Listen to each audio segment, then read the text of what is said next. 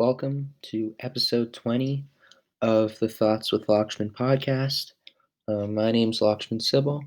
I'm a rising high school junior. And I just a bit of background on myself. So I really started learning German as a foreign language in my sophomore year. And as I progressed with my course, um, there were more like culture assignments and activities. And I became interested in German culture from those because once I started getting exposed to it, then I got interested and then I started reading a lot about it. And then I really decided to create a podcast just to share that knowledge.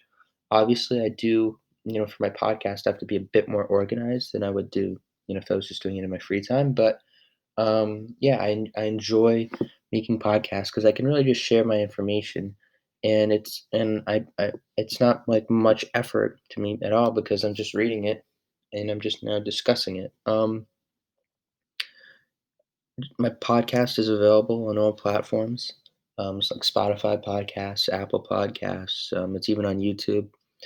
It's the Thoughts with Lakshman podcast, and basically, so far this is episode 20. The first 20 episodes have really focused on German culture, learning about Germany as a society, how people live, different systems like the educational system, the government system, how politics work in Germany. We focused a lot on history. You know, obviously, the Unification period, the Berlin Wall, East and West Germany. We studied a lot of differences, learned a lot about that. We also focused on World War One, World War Two, the bombing of Dresden, and interesting topics like that. In the future, um, I think that we might focus on more cultural topics, but that apply to more countries that are more general. And then you can look at examples from many different countries. Um, and we might study societies in like more general areas rather than doing such a specific focus on one country like we did with Germany. But then after doing a bit more general stuff, I'm thinking that maybe I'll start focusing on another country and basically study it the same way we did with Germany, but choose a country that's very different than Germany so you can really see the impacts. Because one of the things that I think helped my listeners really understand and visualize and grasp the difference in how, people and how different stuff is in Germany is by comparing it to the United States. So you can really explicitly see in your head the differences. And I think that's very helpful. So in the future, I'm thinking about working on maybe a South American country, something that's a country that has an entirely different economy and history than Germany. And yeah, I think that would be quite interesting. But let's just get into the podcast. Without further ado, let's just get into the podcast.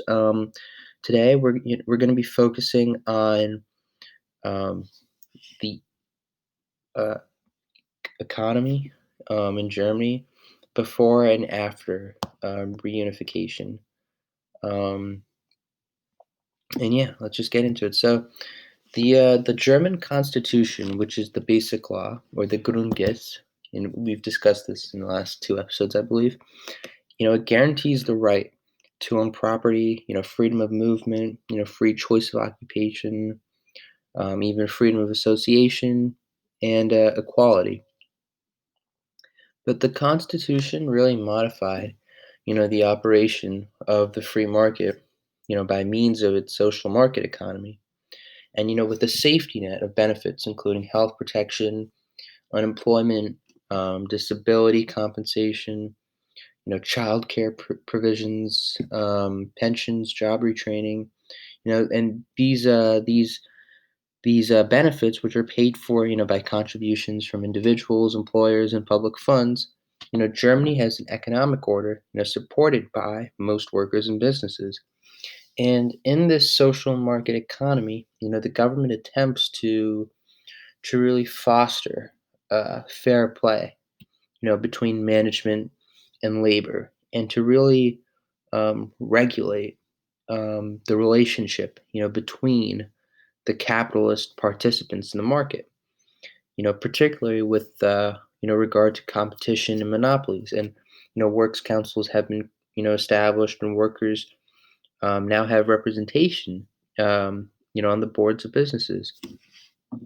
And the social market economy, was really created by policymakers with a vivid memory, of market distortions and social tensions that were caused really by the giant industrial trusts, between 1930, before 1939, and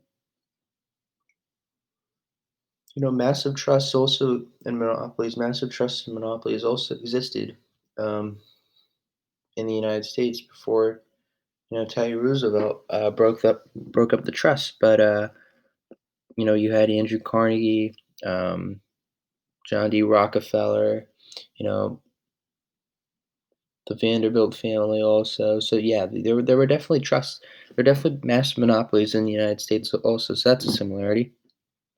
And legislation against monopolies really appeared in 1958 in Germany, and it's been mostly criticized as being very ineffective. For example, it's proved impossible to really restrict, the indirect coordination, through which individuals, banks, and other financial institutions, build up diagonal shareholdings, linking a range of firms that are really nominally independent. And, there's a whole branch of industry, that's experienced difficulties. You've got the coal industry as one major one in Germany. And, even the federal government has really encouraged, this concentration and the emergence of very large, you know, monopolistic firms, has been unavoidable mainly because, in an increasingly international economy, large firms, that enjoy economies of scale are really better positioned to survive. With globalization, governments are less able to regulate businesses at the national level or even at the transnational level at the EU. And so the social market economy, it's really regulated, not exclusively by the federal government, but by a plurality of agencies. So really, like for example, um, there are many institutions, that deliver social benefits. The most important post-war, institution was the Deutsche Bundesbank, or the German Federal Bank. And, with memories of inflation, the West German government decided that it should never again have a license to print money and that the central bank should be independent of political control. So as a result, Germany's, adoption of the euro, which is the EU's currency, raised concerns, that the European Central Bank, would be subject to, political influence and manipulation.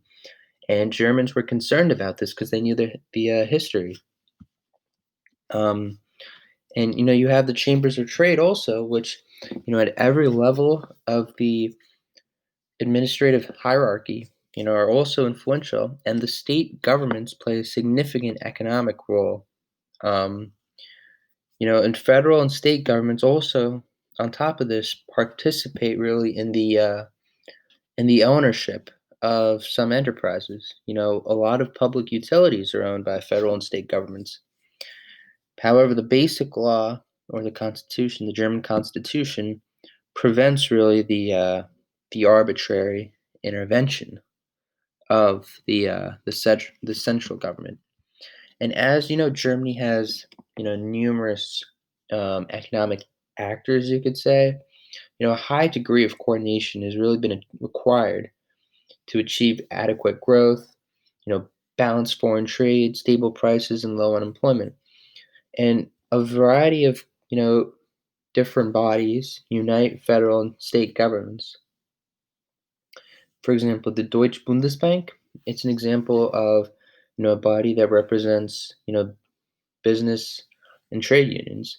The board of experts, um, for the assessment of overall economic trends, I believe it's That's what they do, and it was established, to really produce, um, an evaluation of overall, economic developments each year to assist, in national economic decision making. And, on top of this, the federal government submits, an annual economic report to the legislator that contains a response, to the annual evaluation of the board of experts and an outline, of the economic and financial policies it's pursuing. And although the free market operates in Germany, the federal government plays a really important role in the economy. It's accepted as self-evident, that it should underwrite the capital and operating costs of the economic and social infrastructure. For example, the autobahn network, waterways, the postal system, and the rail system. And the federal government, the states and the cities, they all contribute to the regional, local, transit systems. Government collaborates with industry, in bearing the costs of research and development. And one great example of this is the nuclear power industry. And federal intervention is actually very common in the defense industry.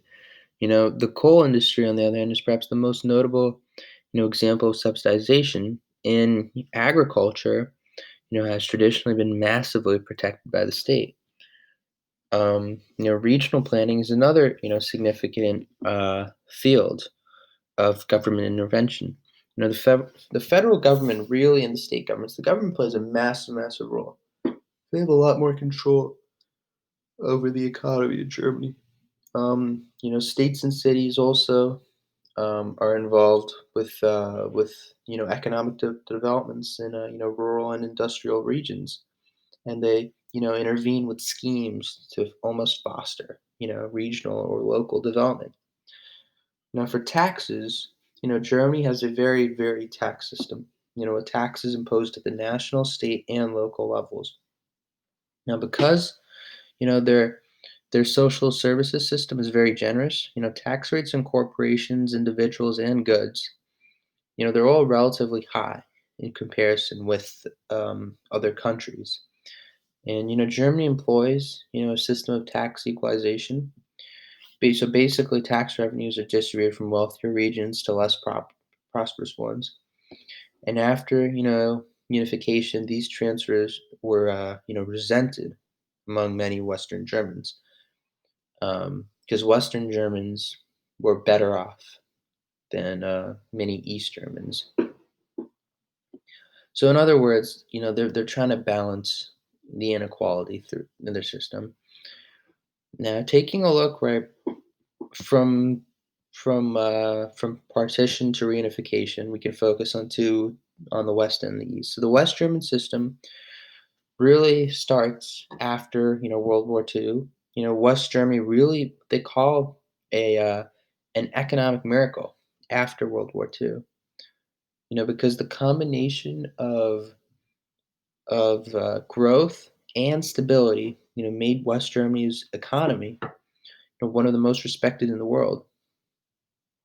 And although it suffered a little in 1990 after reunification, because of the cost of it, because they were West Germany. Because remember, I think we spoke about it in another podcast episode.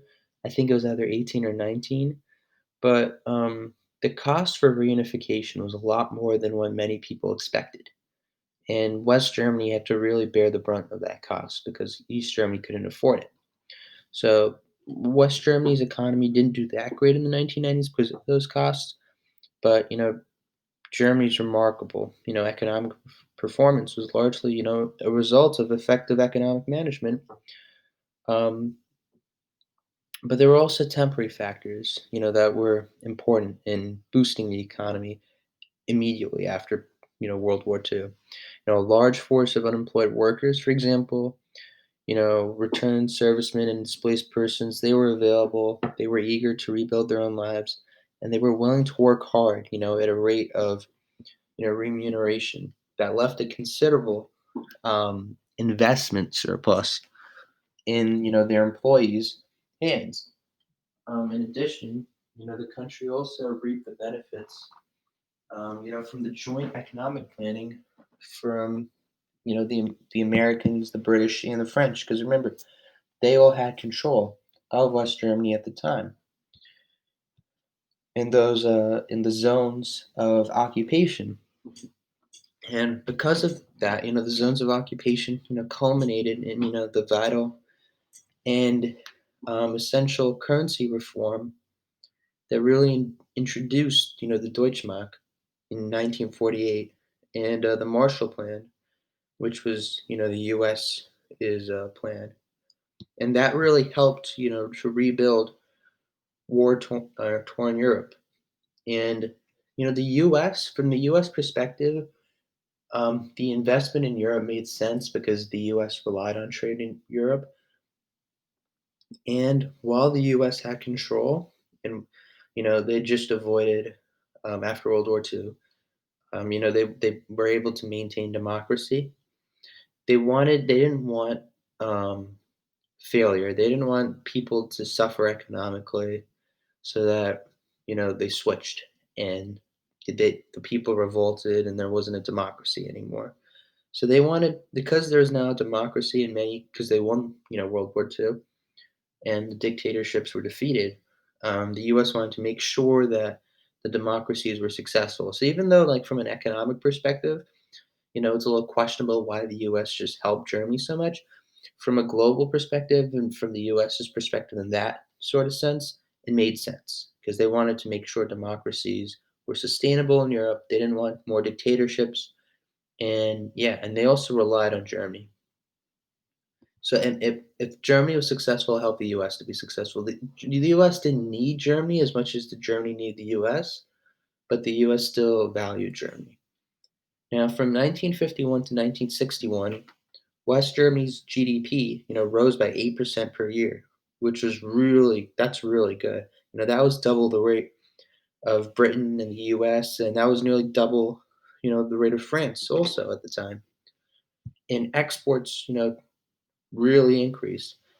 And despite, a few occasional economic downturns, West Germany's economy followed an upward trend. And when East and West Germany reunited in 1990, West Germany's economy was enjoying a cycle of tremendous business expansion that had lasted really since the early 1980s and continued into 1992. Now, by that time, Germany had one of the largest economies in the world and was a leader in world trade. And all this was really achieved while maintaining low inflation, making it really remarkable.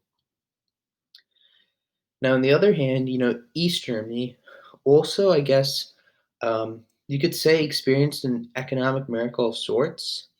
Unlike other Soviet-style states of Eastern Europe, East Germany had been part of an advanced capitalist economy before the war, which gave it a considerable advantage in Reconstruction. And even though it had emerged from World War II, in the post-war Soviet demolitions, economically ravaged, its surviving industrial infrastructure, inherited skills and high level of scientific and technical education really enabled, it to develop the economy and to advance the standard of living to a level, much higher than most of the other socialist countries. And, even though living standards were far below West Europe, um, Western Europe, East Germany became, a principal supplier of advanced industrial equipment to the communist countries. But it soon became apparent that, unification produced poor quality goods. It soon became apparent, really, after unification, that East Germany didn't really wasn't that great, and they produced poor quality goods, and they caused environmental, devastation. Now, East Germany had a command economy, so basically all decisions were made by the governing Socialist Unity Party, and that was really the Communist Party that governed them. And this system of planning was inflexible and eventually caused, ruinous economic conditions. Power, influence, and personal connections really drove economic decisions, and all groups, including trade unions, were expected to collaborate, to achieve the SED's economic objectives. East Germany's industrial sector lacked, quality controls and technological innovation, and this cynism and pathy and inertia, that were really common among workers and enterprise managers, really contributed to low rates of East German technological change. Despite really excellent training, workers were not really rewarded, with increased earnings for ingenuity, and that was really a result of a general failure.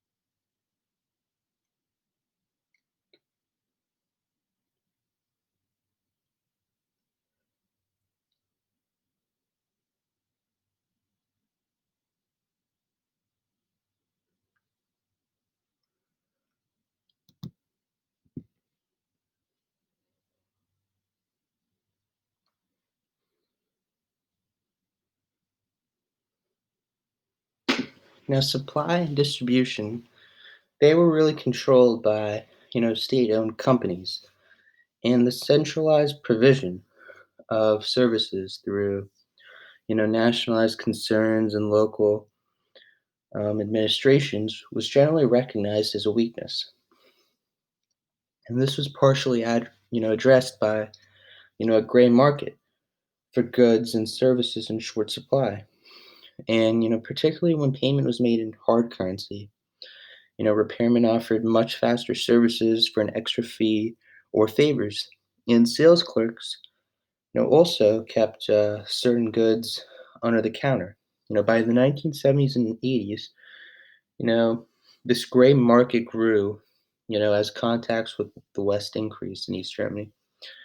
Now, the implementation of Gorbachev's, policies in the Soviet Union really fueled sentiment in Germany that reunification could become a reality, and that basic steps towards, German economic unity were going to be accomplished with astonishing speed.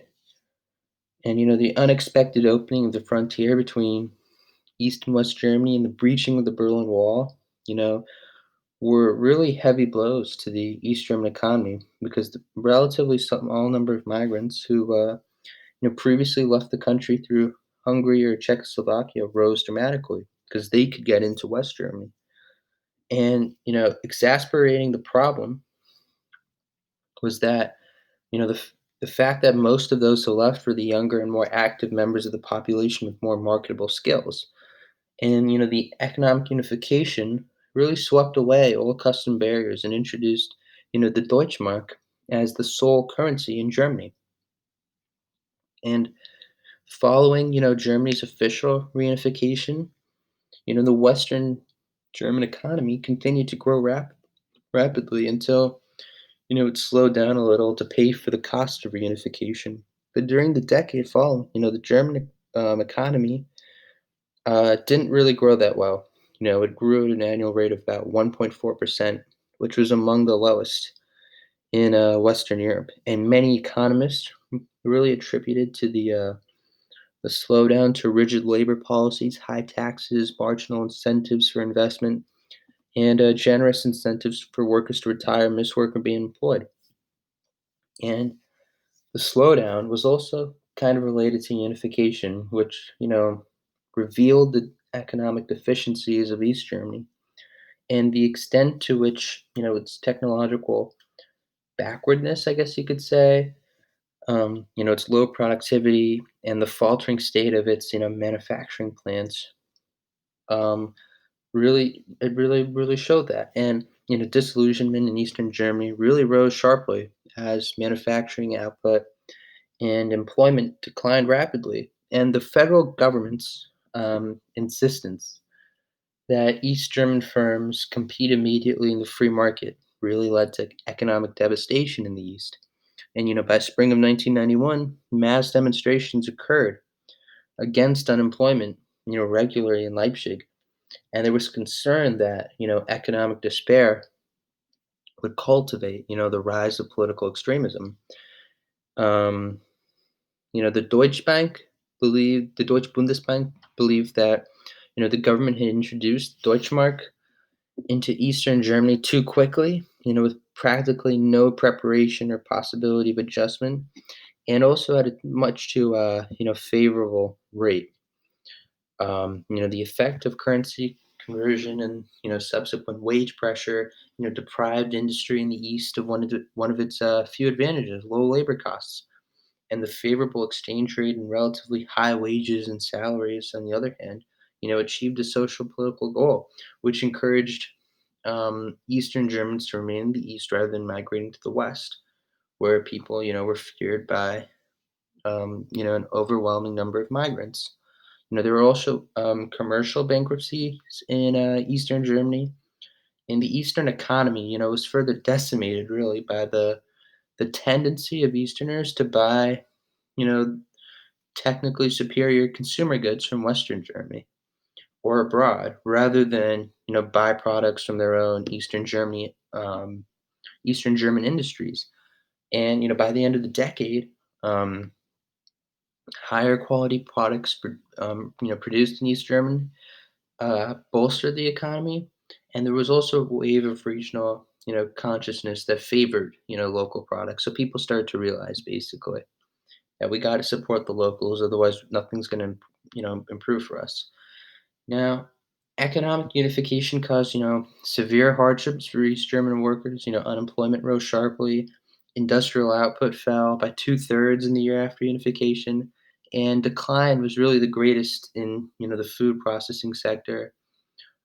Eastern German agriculture was also devastated, with employment dropping, by three-fourths. And although the Eastern German economy rebounded, at the beginning of the 21st century, more than one-sixth of its labor force was unemployed, which was double the rate for Western Germany. And unemployment also rose disproportionately for women. And really, as a result of these job losses, migration from east to west continued throughout the 1990s and into the early 21st century. And the slow economic recovery in Eastern Germany was really the result of a variety of factors. One, the haste of change, especially regarding the currency conversion and the breakup of the great industrial combines, and the fact that East Germany had no effective government for really a period of 3 months following the economic union in July, and that really hampered economic reconstruction efforts. And even after, political unification, progress was disappointing. Firms were moved from ministerial control and transformed into limited companies, found themselves unable to compete on the free market, burdened not only with outdated plans, but with debt because, the East German government had appropriated their profits while requiring them to borrow their capital. And, the federal government had assumed that the reconstruction of Eastern Germany would essentially, come about by the takeover of plants by Western, predominantly Western Germany firms. But in reality, 10,000 nationalized firms were made, really made extremely slow progress. And and this was really a result of, an excessively legislative approach and partly because of the shortage of, experienced administrators. Western German firms were under no great financial pressure to move in.